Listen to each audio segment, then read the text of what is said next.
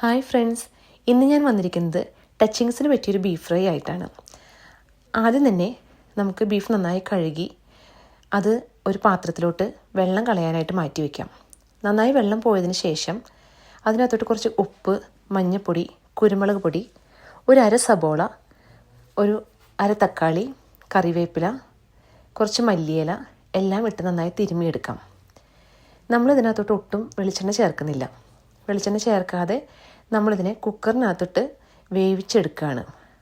അപ്പോൾ ഈ എല്ലാ സാധനങ്ങളും ഇതിനകത്തോട്ട് ഇട്ട് വേവിക്കുന്നത് കാരണം കൊണ്ട് തന്നെ എല്ലാം അതിനകത്തോട്ട് നന്നായിട്ട് പിടിക്കും. അപ്പം കുക്കറിനകത്തോട്ട് ഇടുന്നതിന് മുന്നേ നമുക്ക് ഈ ചേർത്ത സാധനങ്ങളെല്ലാം കൂടി നന്നായിട്ട് തിരുമ്മി വയ്ക്കാം.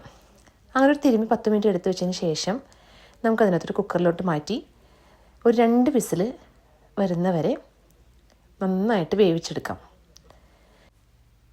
ഇനി നമ്മൾ ഗ്യാസ് ഓണാക്കി 2 വിസിൽ കേൾക്കാൻ വേണ്ടി വെയിറ്റ് ചെയ്യാണ്. 2 വിസിൽ കേട്ടതിന് ശേഷം നമുക്കതിനെടുത്ത് മാറ്റി വയ്ക്കാം.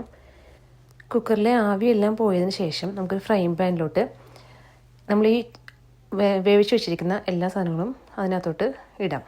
അപ്പോൾ നമുക്ക് കാണാം, നമ്മൾ ഒട്ടും വെള്ളം ഒഴിച്ചിട്ടുണ്ടായിരുന്നില്ല. ഇത് ബീഫിൽ നിന്ന് ഇറങ്ങി വന്ന വെള്ളമാണ്. അപ്പോൾ നമുക്ക് ആ വെള്ളം മൊത്തം നന്നായിട്ട് തിളപ്പിച്ച് ആ വെള്ളമെല്ലാം വറ്റിച്ചെടുക്കാം. ഈ വെള്ളം വറ്റിച്ചെടുത്തതിന് ശേഷമാണ് ബാക്കി നമുക്ക് ചേർക്കാനുള്ള പൊടികളെല്ലാം നമ്മൾ ചേർത്തെടുക്കുന്നത്. അപ്പോൾ ആദ്യം കുറച്ച് വറ്റിയതിന് ശേഷം മല്ലിപ്പൊടി, ഗരം മസാല, പിന്നെയും കുറച്ച് കുരുമുളക് പൊടി നമ്മൾ ചേർക്കുകയാണ്. മറ്റൊരു കാര്യമുള്ളത്, ഞാനിതിനകത്തോട്ട് ഒരല്പം പോലും മുളക് പൊടി ചേർത്തിട്ടില്ല.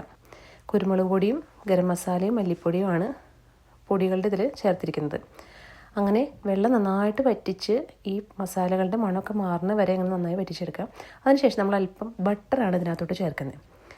ആ ബട്ടറിൽ കിടന്നിട്ട് വീണ്ടും നന്നായിട്ടൊന്ന് വഴറ്റി കൊടുക്കുന്നുണ്ട്.